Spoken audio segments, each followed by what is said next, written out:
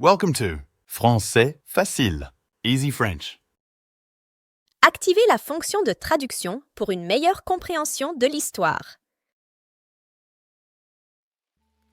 Malik vit dans un petit village. Les maisons sont en terre, les rues sont poussiéreuses. Il y a peu de travail. Son père est ouvrier. Il part tôt le matin et rentre tard. Sa mère prépare les repas avec peu d'ingrédients. Mais ce que Malik aime le plus, c'est la boulangerie de sa grand-mère. Chaque matin, elle prépare du pain chaud et des gâteaux au miel. L'odeur douce remplit la petite boutique.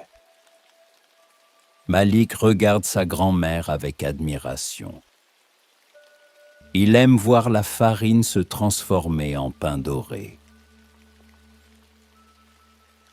Un jour, il demande « Grand-mère, je peux t'aider ?» Elle sourit et lui donne un morceau de pâte. Malik pétrit avec soin. Ses mains sont pleines de farine. Il est heureux. Quand le pain sort du four, il sent bon.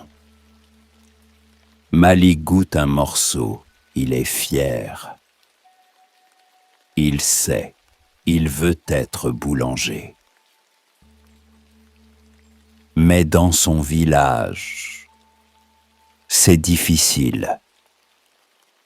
Il n'y a pas d'école de pâtisserie. Il travaille dans une petite boulangerie, mais il veut apprendre plus. Un jour, il voit une image d'un gâteau français dans un journal. C'est beau, c'est parfait.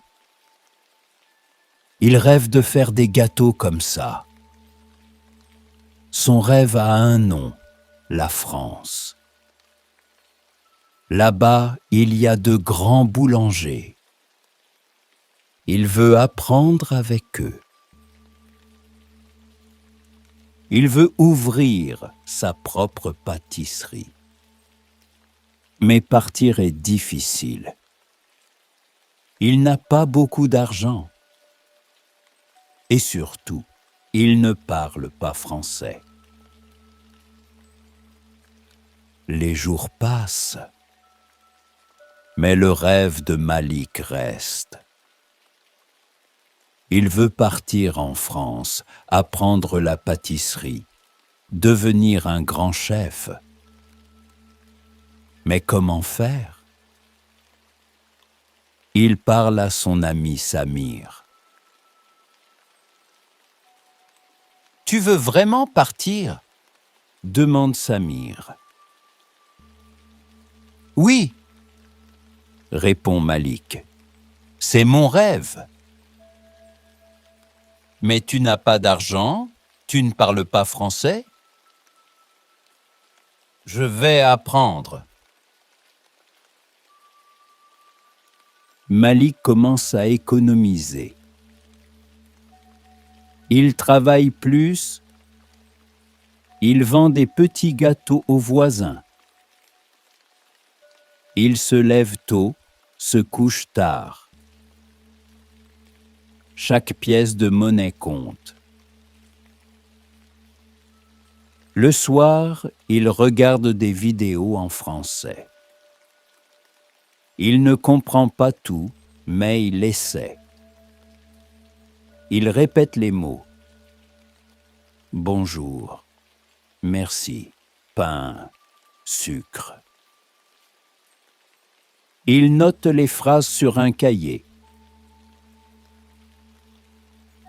Un jour, un client entre dans la boulangerie. C'est un homme élégant. Il parle avec l'accent français. Malik l'écoute. Son cœur bat fort. C'est sa chance. Il s'approche. Ah, bonjour, vous êtes français? L'homme sourit. Oui. Je veux apprendre la pâtisserie en France. Vous connaissez une école? L'homme s'appelle Monsieur Lefebvre. Il est en voyage pour affaires. Il écoute Malik avec attention.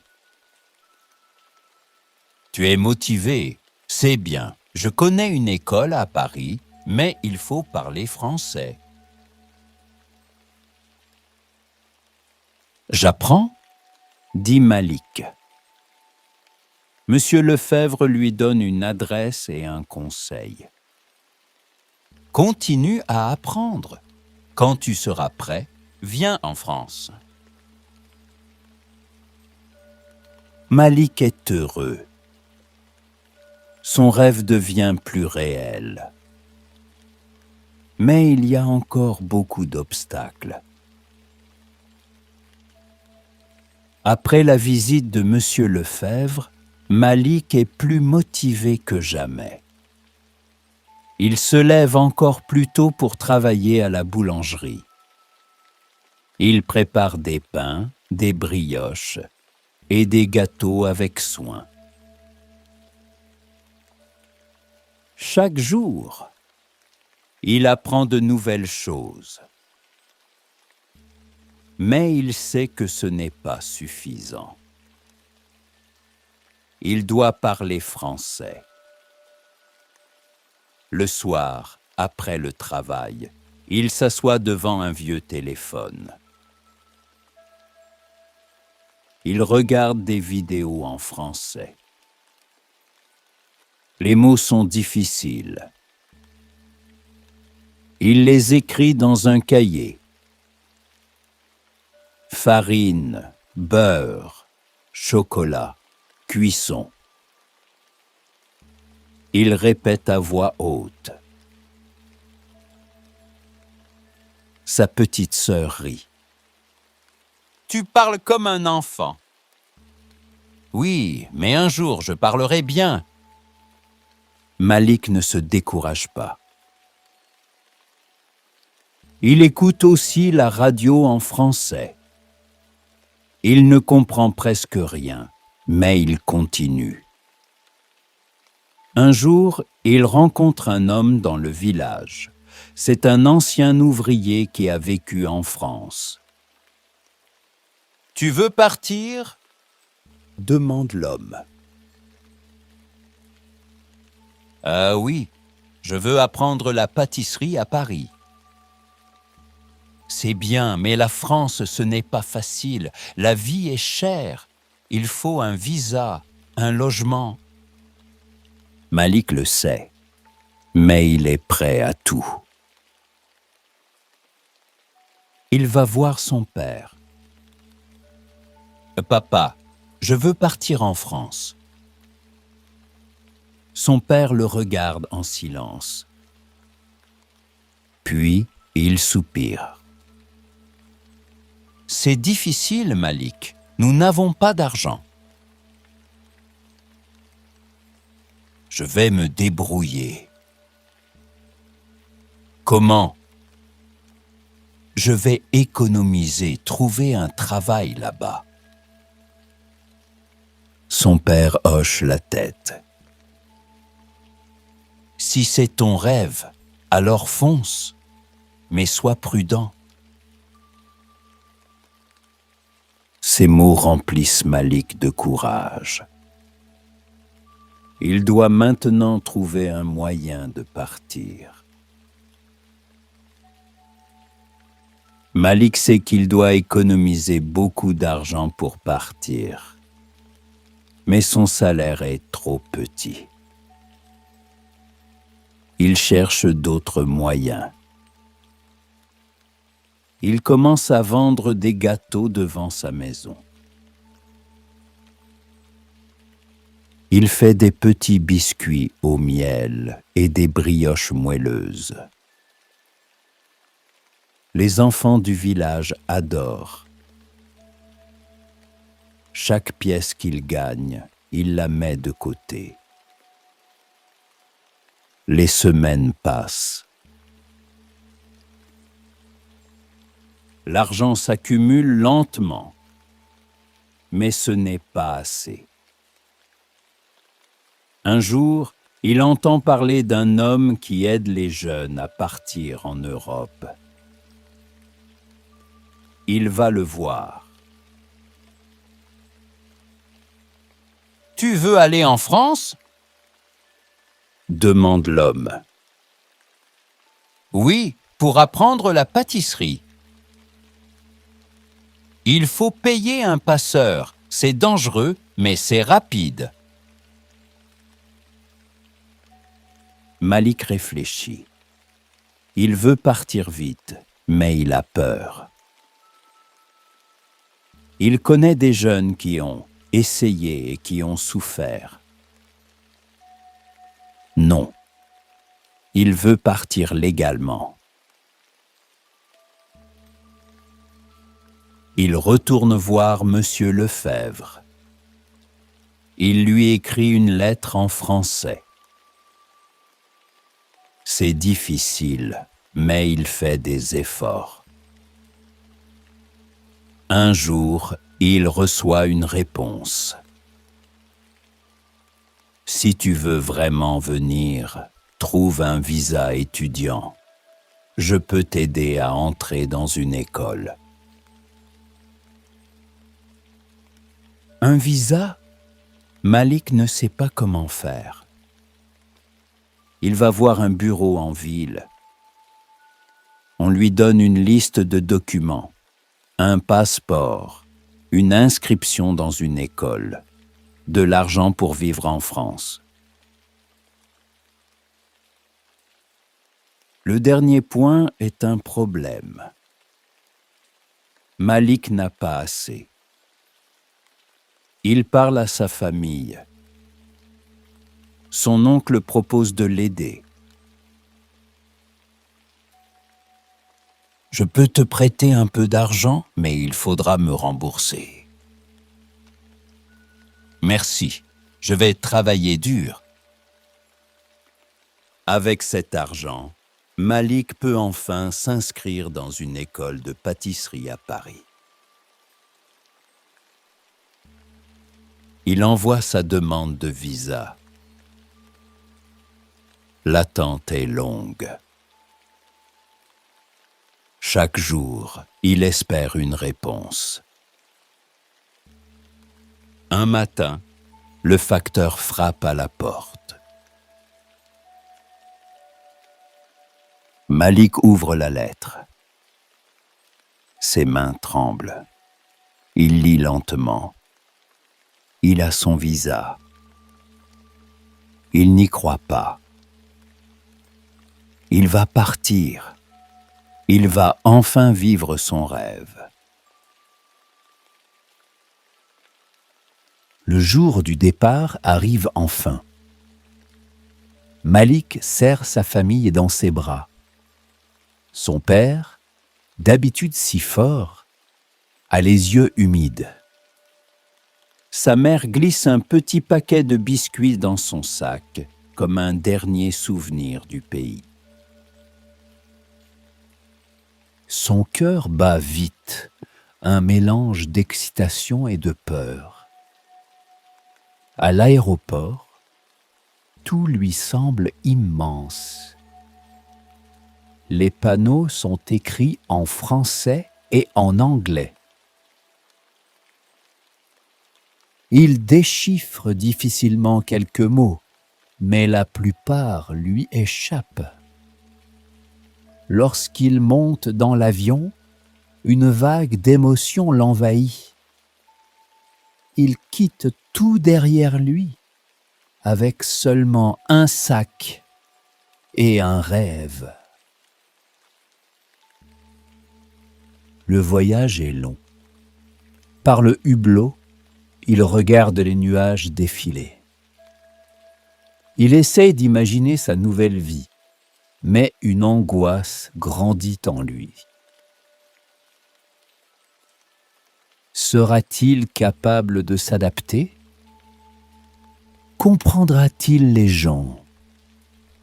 Trouvera-t-il un logement? Tant de questions l'assaillent. À son arrivée à Paris, la réalité le frappe de plein fouet. L'aéroport est immense, bruyant, rapide. Les gens marchent vite, parlent une langue qu'il ne comprend pas. Il ferre son sac et avance lentement, perdu au milieu de la foule. Il prend le métro pour rejoindre un petit logement que Monsieur Lefebvre lui a trouvé. L'odeur du métro, le bruit des portes qui se ferment, les annoncent en français. Tout est nouveau, presque oppressant. Il s'accroche à la barre métallique et observe les visages autour de lui. Certains sont fatigués, d'autres plongés dans leur téléphone. Personne ne fait attention à lui. Il se sent invisible. Son logement est minuscule. Une simple chambre avec un lit, une table et une petite fenêtre donnant sur une rue grise. Rien à voir avec le ciel bleu de son village. La solitude l'envahit. Il pense à sa famille, au four de sa grand-mère, à l'odeur du pain chaud. Un pincement au cœur le surprend, mais il chasse vite cette sensation. Il est venu pour réaliser son rêve. Il ne peut pas abandonner. Dès le lendemain, il se rend à son école de pâtisserie. Le bâtiment est imposant, moderne.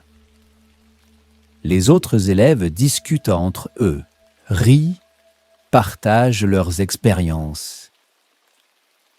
Malik, lui, reste silencieux. Il ne comprend pas tout ce que disent les professeurs. Les termes techniques de la cuisine lui échappent. Chaque explication est un défi. Il observe attentivement, essaie de deviner à partir des gestes. Les premiers jours sont difficiles. Il commet des erreurs. Son gâteau est trop cuit, sa crème trop liquide. Il voit les autres réussir avec facilité et doute de lui-même. Mais il refuse d'abandonner. Le soir, il relit ses notes, cherche les mots inconnus, regarde des vidéos pour comprendre. Petit à petit, il s'améliore. Ses mains retrouvent la précision qu'il avait dans la boulangerie de sa grand-mère. Il découvre de nouvelles techniques, expérimente, goûte, ajuste. Son accent est encore hésitant, mais il ose poser des questions. Certains camarades lui sourient, l'encouragent. Les semaines passent et Malik sent qu'il progresse. Il n'est plus un étranger silencieux. Il fait partie de ce monde, lentement mais sûrement. Les jours passent, puis les semaines. Malik s'habitue au rythme intense de l'école. Les journées commencent tôt, dans une cuisine éclatante de propreté où l'odeur du beurre fondu et du sucre caramélisé emplit l'air. Dès l'aube, il enfile sa tenue blanche, noue son tablier et ajuste sa toque avec soin. Chaque matin, il se tient devant son plan de travail, attentif aux moindres gestes du chef pâtissier. Les techniques françaises sont exigeantes. Il faut peser chaque ingrédient avec une précision millimétrée, respecter les temps de repos et maîtriser des gestes qu'il n'a jamais appris dans son petit village. Au début, tout lui semble compliqué. Il mélange trop vigoureusement une pâte qui devait rester légère. Il rate un feuilletage parce qu'il n'a pas assez respecté le temps de repos. Il oublie d'ajouter un ingrédient essentiel à une crème pâtissière. Chaque erreur lui coûte un regard sévère du chef. Mais Malik apprend vite. Son corps mémorise les gestes. Ses mains deviennent plus précises. Il écoute les remarques, observe encore et encore, répète les mêmes mouvements jusqu'à les exécuter à la perfection. Quand il réussit enfin une pâte à choux parfaite, dorée et croustillante, il ressent une immense fierté. À la fin des cours, il reste souvent plus tard pour s'entraîner. Il refait les recettes du jour, corrige ses erreurs, expérimente de nouvelles combinaisons de saveurs. Mais l'école n'est pas son seul défi. Dans la rue, dans les magasins, dans le métro, il est constamment confronté à la barrière de la langue. Il comprend mieux qu'avant, mais parler reste difficile. Il cherche ses mots, hésite, a peur de faire des erreurs. Parfois, on lui répond avec impatience, d'autres fois avec gentillesse. Il note chaque nouveau mot qu'il entend dans un carnet et essaie de l'utiliser dès le lendemain. Malgré tout, la solitude pèse. Il pense souvent à sa famille, à la chaleur de son village, aux soirées passées à rire avec ses proches. Ici, tout est différent. Paris est magnifique, mais froid. Les gens sont pressés, absorbés par leur quotidien. Un soir, alors qu'il marche dans une rue bordée de cafés, il aperçoit une petite boulangerie où la lumière est encore allumée. À travers la vitrine, il observe un pâtissier en train de décorer une tarte. Fasciné, il reste là quelques minutes, hypnotisé par la précision du geste. Il pousse la porte. Une cloche tinte doucement. L'homme derrière le comptoir lève la tête et lui sourit. Malik hésite, puis prend une grande inspiration. Il ouvre la bouche et, dans un français encore maladroit, demande s'il peut aider. c'est le début d'une nouvelle aventure. La boulangerie est petite, mais charmante. L'odeur du pain chaud et de la vanille emplit l'espace, réconfortante et familière. Le propriétaire, un homme aux cheveux grisonnants et aux mains marquées par des années de travail, observe Malik avec curiosité. Il écoute son histoire, ses difficultés avec la langue, son amour pour la pâtisserie. Puis, après un silence, il hoche la tête et l'invite à revenir le lendemain. Le matin suivant, Malik se présente avec enthousiasme. Il enfile un tablier prêté par le boulanger et commence par des tâches simples. Peser les ingrédients, préparer les plaques, surveiller la cuisson des croissants. Il ne touche pas encore aux préparations complexes, mais il observe attentivement. Les journées sont longues et fatigantes. Après l'école, il vient ici pour aider jusqu'à tard dans la soirée. La fatigue se fait sentir, mais il s'accroche. Il apprend en silence, répétant les gestes jusqu'à ce qu'ils deviennent naturels. Il découvre des secrets que les livres ne lui ont jamais enseignés. La façon dont une pâte réagit à la température, l'importance du toucher pour juger d'une fermentation parfaite, le moment précis où retirer un caramel du feu avant qu'il ne brûle. Petit à petit, le boulanger lui accorde plus de responsabilités. Un soir, il lui demande de préparer seul une fournée de tartelettes aux fraises.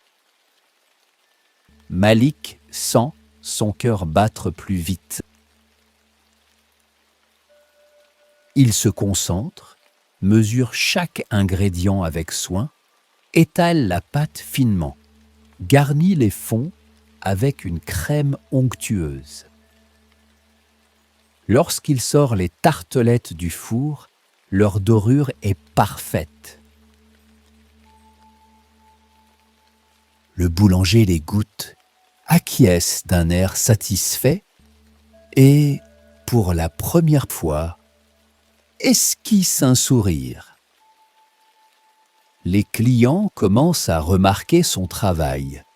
Certains demandent qui réalise ces éclairs si légers, ces millefeuilles si délicats. Malik ne comprend pas toujours leurs mots, mais il lit l'appréciation dans leurs yeux. Il commence à se sentir à sa place. Malgré ses progrès, tout n'est pas facile.